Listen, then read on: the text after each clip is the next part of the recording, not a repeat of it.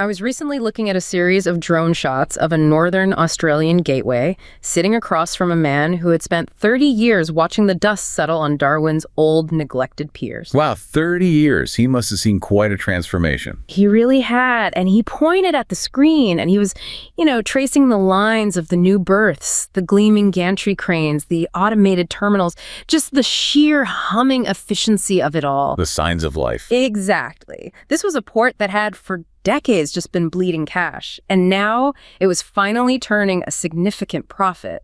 He looked almost relieved. He whispered, "It used to be a ghost town. Now it's a machine." That's a powerful image. The ghost town versus the machine. It is. But then the conversation took this really strange turn. We were scrolling through the latest financial reports, and you could see the numbers. The old $37 million in annual losses were gone.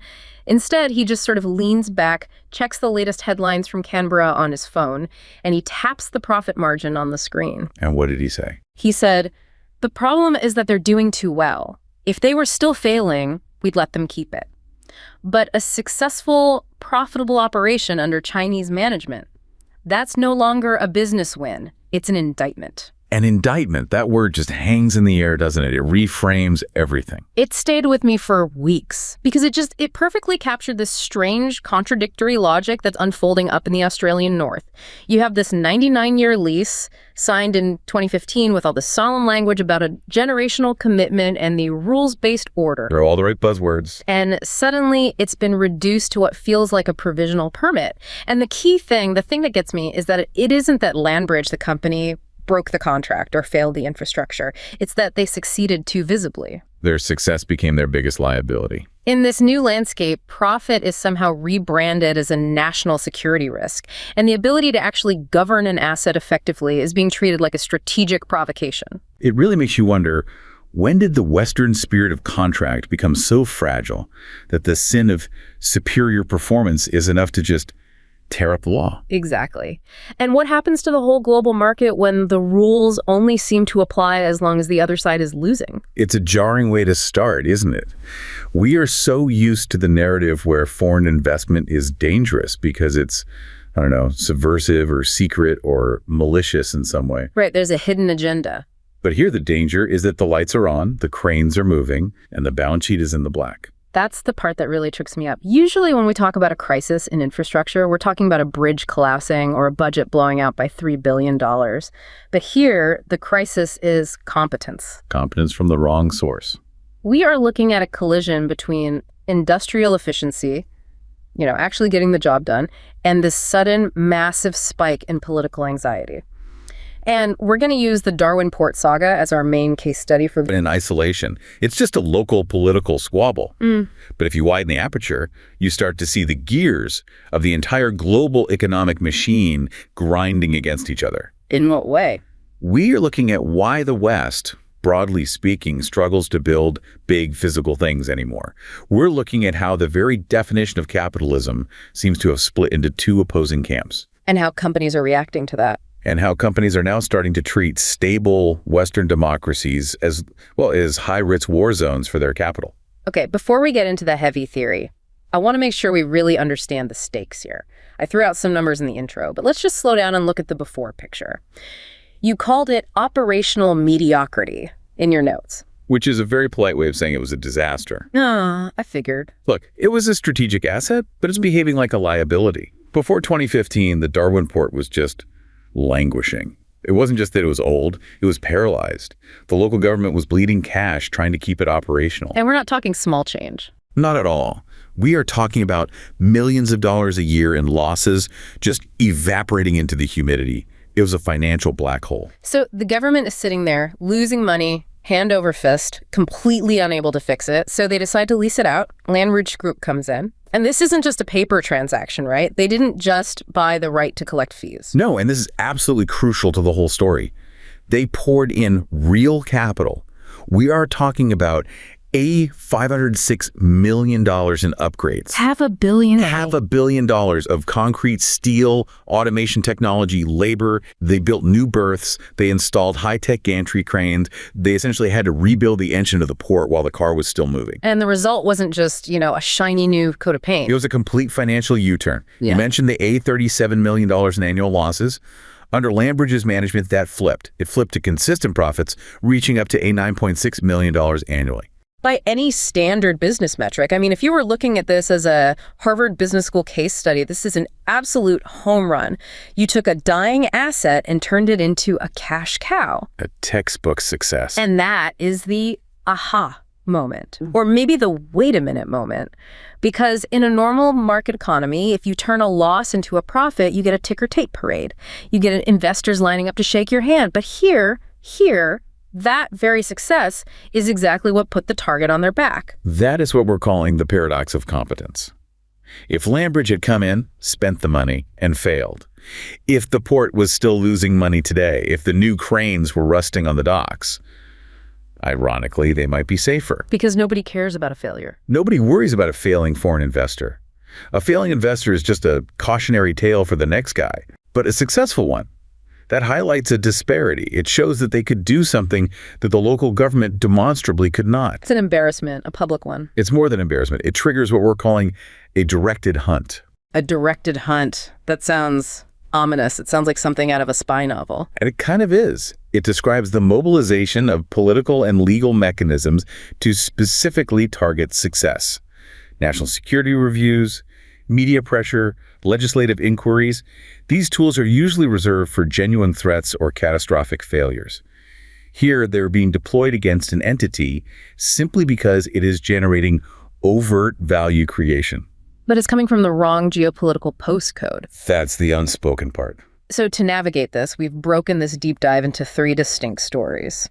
We're going to look at what we're calling the rot, which is, why couldn't Australia build this themselves in the first place? Right, the internal decay. Then we'll look at the money, which is this clash between making things and just moving cash around, the philosophy of the economy. Industrial versus financial capital. And finally, the shield, how these companies are starting to build defenses against this kind of political risk. It's a trajectory. We're going from the rusty pier to the corporate boardroom, and then finally to the geopolitical war room. Let's start with the rot. I heard a story recently that feels like a quiet funeral for the old West way of doing business. Okay. Imagine a local worker in Darwin, someone who spent 20 years watching the port rust under government management. He remembers the days when the machinery was as sluggish as the bureaucracy. Nothing moved. The docks were a financial black hole, and the future was just another election cycle away. The definition of stagnation. Total stagnation. Then the lease happened, and suddenly what he called the Asian discipline arrived. He saw millions in private capital pouring into new berths and high-tech cranes. For the first time in his career, the port was a thriving, living organism. He was seeing progress in real time. But now, as the government moves to snatch it back, he feels the strange, cold irony. He's being told it's for national security. But as he looks at the shiny, profitable docks that the state couldn't build itself, he realizes he's witnessing the birth of a vitocracy. There's that word. It's a world where it's just easier for a politician to say no, or mine, than it is to actually build something from the ground up. It's a powerful story because it comes from the ground level. It's not an academic theory for him. It's his lived experience. And for me, as someone who covers global trade, it's incredibly sobering. It suggests that Western governance has reached a point of physical decay where we no longer compete by building better. We compete by seizing what others have successfully repaired. It's a bitter pill to swallow. It is. It's acknowledging that our own systemic inability to plan for the long term has turned our legal system into a tool for asset recovery rather than a shield for investment. And that word you used, vitocracy. It's a term coined by Francis Fukuyama, but it's not just academic jargon. It is the defining feature of why that worker spent 20 years watching the port rust. Okay, let's unpack that. Vitocracy. It sounds like a government run by veterinarians, which honestly might be more efficient, but I'm guessing that's not it. Not quite. Though maybe you're onto something. No, a vitocracy is a system of governance where no single entity really has the power to make things happen, to build, but a vast number of different entities have the power to stop things from happening. So a government of no. Essentially, it's a system that is defined by its veto points. Veto points. So like a checkpoint on a road where someone can just say stop. Exactly. But now imagine you're trying to build that road, and there aren't just 1 or 2 checkpoints. There are hundreds. These veto points can be legislative committees, judicial reviews, environmental impact hearings, local council permits, indigenous land rights challenges, historical preservation societies. The list just goes on and on. It does. And in a vetocracy, the entire political system becomes biased overwhelmingly toward the status quo. It is infinitely easier to stop a project, to kill it with 1,000 cuts, than it is to actually build one. I feel like we see this everywhere now. You try to build a high-speed rail line, and 20 years later, you have a half-finished tunnel and $1 billion in legal fees. But has it always been this way? I mean, the West built the Hoover Dam. We built the interstate highway system. We went to the moon. That was a different era. That was the New Deal era. That was an era of high state capacity. The government had muscle. If they decided they needed to build a dam, they marshaled the resources and they built the dam. The focus was on the tangible outcome. And now? Now we have shifted into what some political economists call the transition era, or the do no harm era. And in this era, we've replaced the desire to build with a fetish for procedure. A procedural fetishism. That's a great phrase. It is, isn't it? It means the process of getting approval has become more important, more sacred than the infrastructure itself. It matters more that you tick every single box on the consultation form than whether the port actually works at the end of the day. I want to look at the mechanics of this, because I think people hear regulation and I think, oh, well, of course, we need safety rules. We need environmental protection. But we're talking about something different here, a kind of paralysis. And we have data on the costs, and they're mind-blowing. They are. If you look at the cost of building, say, rail infrastructure, it's a good comparison. In the U.S., it costs roughly 2 times as much as it does in Germany. Okay, twice as much as Germany. And 3 times as much as it costs in Sweden or Japan. Wait, hold on. 3 times as much? Is American steel 3 times more expensive? Is our concrete made of gold? What is going on? No, and that's the crazy part. The physical materials, the steel, the concrete, the rails, they cost roughly the same globally, with some minor variations. The massive difference is in what we call the soft costs. Soft costs? This is the army of people who never touch a shovel, never pour a yard of concrete. In the U.S., labor costs can constitute anywhere from 40 to 60% of a project's total cost. But when we say labor, we aren't just talking about the guys in hard hats doing the physical work. You're talking about the consultants. The consultants. The lawyers. The sub-consultants who were hired to review the work of the primary consultants. The public relations firms hired to manage the community feedback. So we're paying a huge chunk of the budget to people to write reports about building the port rather than paying people to actually build the port. Precisely. Take the National Environmental Policy Act, or NEPA, in the U.S. It's a great example.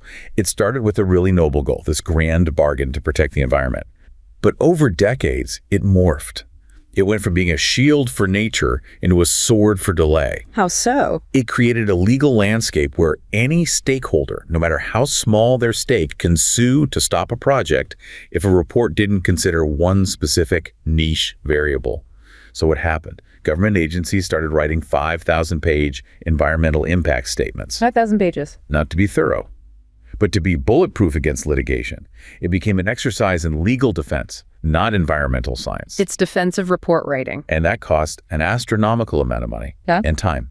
But more importantly, it drains expertise from the state itself. The state stops knowing how to build things because it outsources every single decision to this web of external consultants. That is the hollowing out of state capacity. So bringing this all back to Darwin, the reason the Australian government couldn't successfully run the port wasn't necessarily because they were incompetent individuals. It was because they were trapped in this exact system, this vetocracy. That's a huge part of it, yes. But there's also the issue of time, of political horizons. Western political cycles are brutally short. 2 years, maybe 4, if you're lucky. Right. Always thinking about the next election. Infrastructure, on the other hand, requires what you might call industrial patience. You need a 10 or 20 or even 30-year horizon to plan, fund, and build something like a major port expansion. If you are a politician, why would you fight your way through 1,000 veto points to start a project that won't show a profit until 5 elections from now? You wouldn't. It's political suicide. You do something small, fix a pothole, cut a ribbon, and hope the port doesn't collapse on your watch. Exactly. You manage the decline. You let it rust gracefully. That is the governance gap.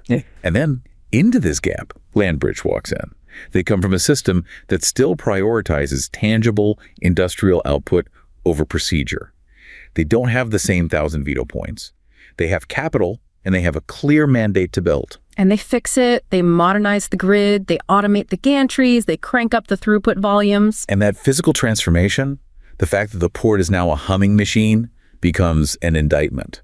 It is physical, irrefutable proof of stating capacity. It shows the voters, look, this could have been done all along. Your government just couldn't do it. And that hurts. That's a massive blow to the national ego. It is. And it triggers what some might call a Spenglerian reaction. It's a reference to Oswald Spengler's Decline of the West. I'm not familiar. The basic idea is that when a fading power sees clear evidence of its own decline, its first reaction isn't to try to compete, to learn, to build better. It's to lash out. It tries to reclaim the asset that highlights its own weakness. So you rebrand the profit that you couldn't generate as a national security risk. It's the perfect way to penalize the efficiency you couldn't achieve yourself. It turns their success into a crime. It's like saying, you fixed my car too well, so now I'm calling the police. But this leads us to the money side of things, because it's not just about the physical act of building, it's about what we value in our economy. The whole philosophy has shifted. That's right. The rot is physical, but the cause is philosophical. I saw a post on a financial forum from this frustrated analyst who was tracking the deindustrialization of the Pacific. It was really telling. He told the story of a mid-level executive at a firm like Landbridge sitting in a boardroom in Shandong looking at the performance charts for Darwin Port. And the numbers looked good, I assume? The numbers were perfect. Throughput was up, energy efficiency was at an all-time high, turnaround times were down. By every single hard metric of industrial production, the project was a masterpiece of value creation. But the executive wasn't celebrating. He was staring at the news. He was staring at the news of the potential expropriation. And he had this realization that in the eyes of the host nation, his success was his greatest crime. Because the West has pivoted so far toward financialized asset management, shuffling paper and chasing quarterly dividends, that it has lost the muscle memory of hard labor. The ability to make things. Yes. So when they see a foreign entity actually creating tangible physical value on their soil, they don't see a partner. They see a target for what he called contractual piracy. Contractual piracy, that's a strong term. To them, the port isn't a utility to be run anymore. It's a prize to be reclaimed to help balance the books of a declining empire. It's a bleak take. Reading it makes me really uneasy about the rules-based order we often champion. If we only respect the sanctity of a contract when the other side is losing money, then our values are really just situational ethics. It's a defensive, almost desperate posture that signals a shift from a culture of builders to a culture of takers. A culture of builders to a culture of takers. That is a stinging critique. But to really understand why this is happening, we need to get into the engine room of modern capitalism, because it's becoming clear that not all capitalism is the same. Okay, I'm going to stop you there for a second, because I feel like to most people, capitalism is capitalism. You have money, you buy stuff, you sell stuff for a profit. Is there really that much of a difference? There is a massive fundamental difference, and it comes down to the formula you use to generate wealth. What we're seeing in the Darwin case is a collision between two very different operating systems, industrial capitalism and finance capitalism. Okay, break that down for me. Industrial capitalism, that's what you're calling the East model in this particular story. Broadly speaking, for this context, yes. The logic here is what economists, and this goes all the way back to Marx, but it's used by modern analysts like Michael Hudson, call MCM. MCM prime. Right. Money is turned into a commodity, which is then sold for more money. Okay, so I have money. I use it to build a factory or a port. That's the commodity, the C. I use the factory to make widgets or the port to move shipping containers. And I get more money at the end of the process. Correct. In this model, the production, the creation of something tangible is the whole point. You make money by creating value in the real world. And crucially, in this model, you want your background infrastructure to be as cheap and efficient as possible. Why is that? Because you want the road to your factory to be smooth so your trucks don't break down and your shipping costs are low. You view infrastructure like ports and roads as a utility that lowers your overall cost of doing business and makes your industry more competitive. That makes perfect sense. And that's exactly what Landbridge did. They optimized the port to move more stuff faster and cheaper. Right. Now, contrast that with finance capitalism. This is the model that has become dominant in the West, particularly in the US and the UK. The formula here is different. It's just money. To mommer. More money. You skip the commodity, you skip the part where we actually build the factory. Exactly. In pure finance capitalism, the goal is to bypass physical production entirely.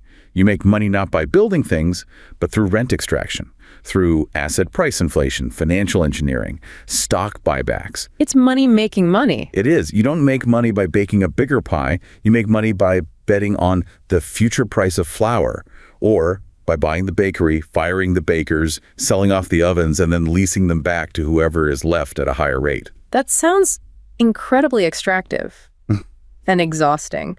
But how does that mindset apply to a physical asset like a port? In the Emma world, infrastructure isn't a utility to help other businesses become more efficient. It is a monopoly asset from which you can extract rent. You don't want the port to be a cheap and efficient utility for its users. You want it to be a toll booth that can squeeze every last cent out of the supply chain to maximize short-term returns for shareholders. So when the Australian government or the political class looks at the Darwin Port now, they aren't seeing a vital piece of national infrastructure. They're seeing a cash flow on a spreadsheet. They are seeing a financial asset. Just think about the timeline. Why did they lease it out in the first place back in 2015? Because it was losing millions. It was a liability on the national balance sheet. And in the world of finance capitalism, what do you do with non-performing liabilities? You get them off your books. You dump them. But now, thanks to Landbridge's investment and management, it's a consistent profit center. It is an asset. And what does a rentier, as you call it, do when they see a profitable asset that they technically still have some sovereign claim on? They want it back. They want to loot it. They want to loot it. And I use that word in the specific economic sense. It mirrors the behavior of the most aggressive private equity firms that buy LT companies, load them with debt, and strip the assets for a quick profit.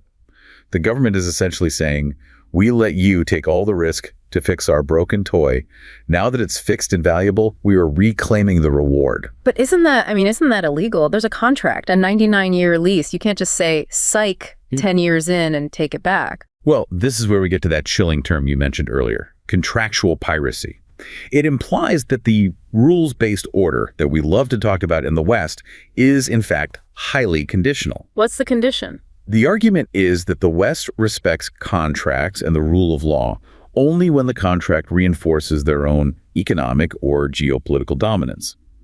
But if a competitor uses those same rules to actually win, if they sign the lease in good faith, invest the capital, and outperform the host, then the rules are suddenly subject to change. The 99-year generational commitment becomes a provisional permit. Exactly. It becomes revocable by political whim.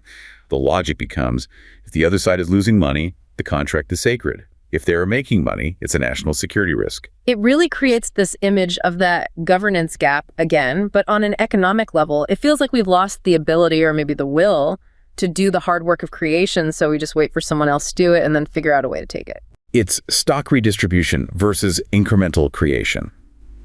We've forgotten how to create new value, how to build a new port from scratch. Yeah. So our dominant political and economic strategy shifts to redistributing the stock of value that already exists.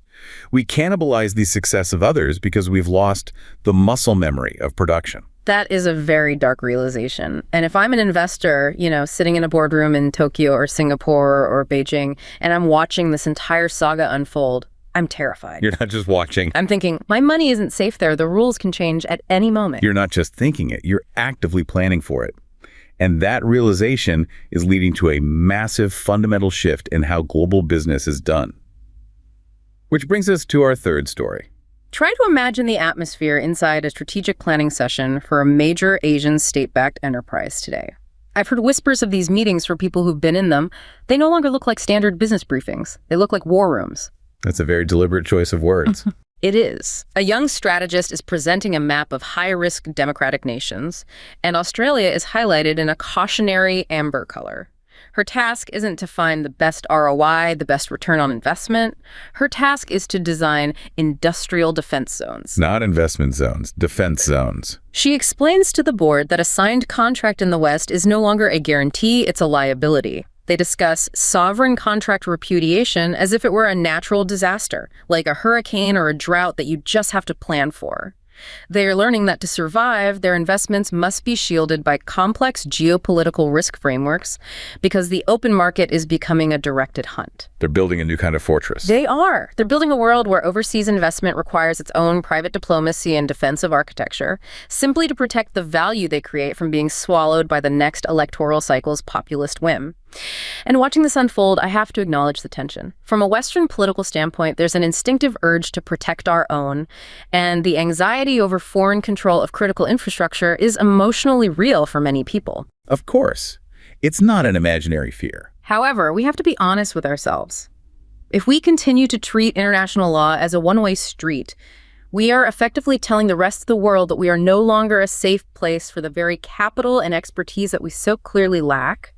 It's a tragedy of trust that might take generations to rebuild. Industrial defense zones. I want you to hold on to that phrase, because it represents a complete inversion of how we usually think about global business risk. How do you mean? Usually when we talk about political risk, we're talking about a Western company going into a developing nation, right? You worry about a military coup or a dictator suddenly nationalizing your factory. Exactly. The risk flows from the stable West to the unstable West. But here, the high-risk zone being discussed in that war room is a stable, AAA-rated Western democracy. The script has completely flipped. So these companies are creating their own risk management frameworks for us. They are. We have analyzed reports, like this Framework for Geopolitical Risk Management from the U.S. Chamber of Commerce. And usually these are guides for American firms on how to handle the political risks of operating in China.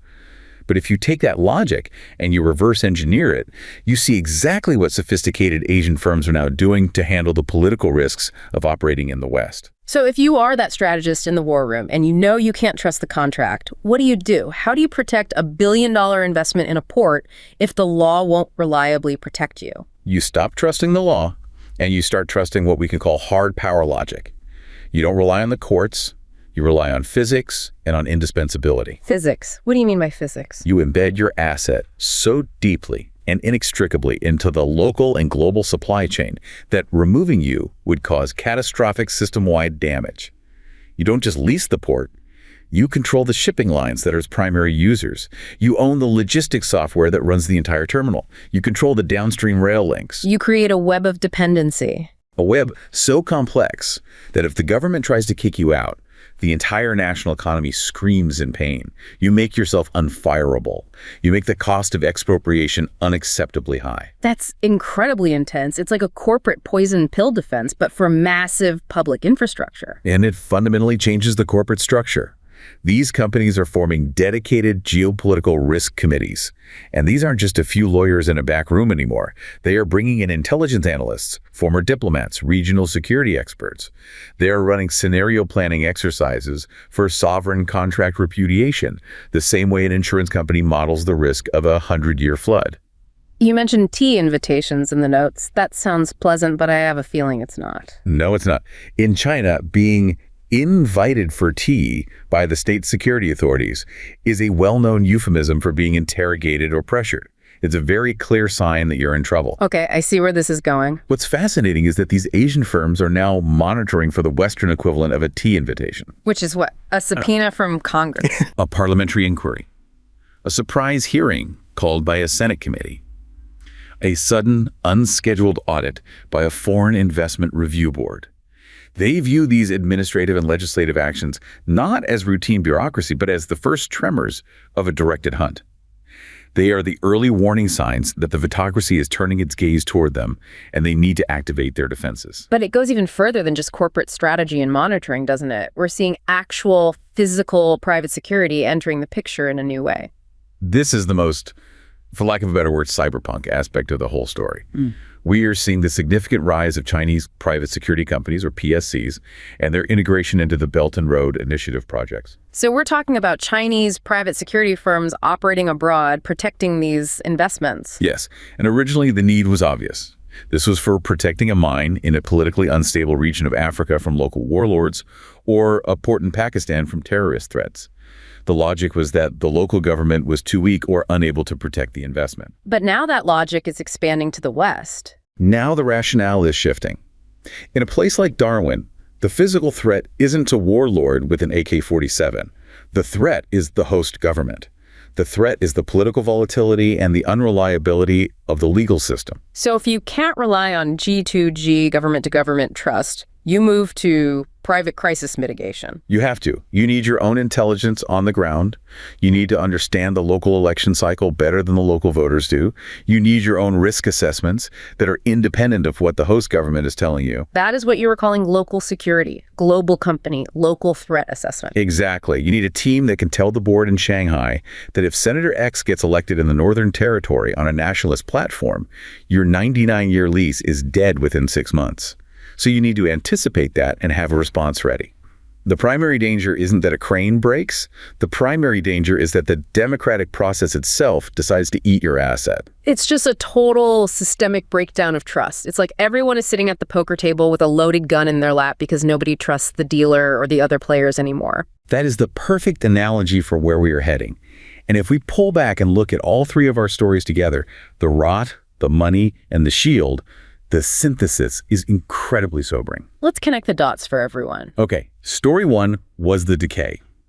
The West develops a vitocracy that paralyzes its ability to build and maintain its own critical infrastructure, so it invites foreign capital in to fix the mess. Story two was the envy, or the reaction. The foreign capital succeeds, and that success serves as an embarrassing public indictment of the West's own incapacity. The financialized, rent-seeking economic system then reacts by trying to loot that success back through legal and political maneuvering. And story three is the shield. The foreign investor, having been burned, realizes the game is rigged. So they stop playing purely by the legal rules and start building industrial defense zones and operating based on a hard power logic. And what does that cascade of events do to the global economy that we've spent the last 40 years building? It fragments it. It shatters it.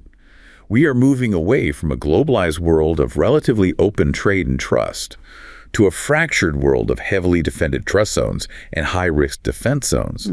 If superior performance from a foreign entity is systematically penalized as a national security risk, then global capital allocation becomes incredibly inefficient. Why would anyone invest in upgrading Western infrastructure if the reward for doing a good job is expropriation? You wouldn't. Or you would demand such a high-risk premium that the deal becomes impossible. It effectively sends a message to the world. We are open for business, but only if you promise to remain mediocre. Which is a recipe for stagnation. It is, and it completely destroys the credibility of the rules-based order. It reinforces the most cynical view in international relations, that international law is just a tool for the powerful to discipline the weak, and that it can be discarded the moment it becomes inconvenient for the hegemon. It's a tragedy, really. We started this whole deep dive with a drone shot of a port that was finally working, finally humming with life and commerce. And instead of that being a moment for celebration, we're finding ourselves dismantling the very logic that made it possible. It leaves us in a very cold and very pragmatic new reality. The era of the simple handshake deal, backed by a clear contract, may be over. Which brings us to our final thought for this deep dive. And I want you to really sit with this one because it changes how you look at every headline about trade wars and national security. The Darwin Port affair concludes not with a plea for ethical renewal in the West, but with a cold, realist verdict. Do not reason with the pirate. Control the sea.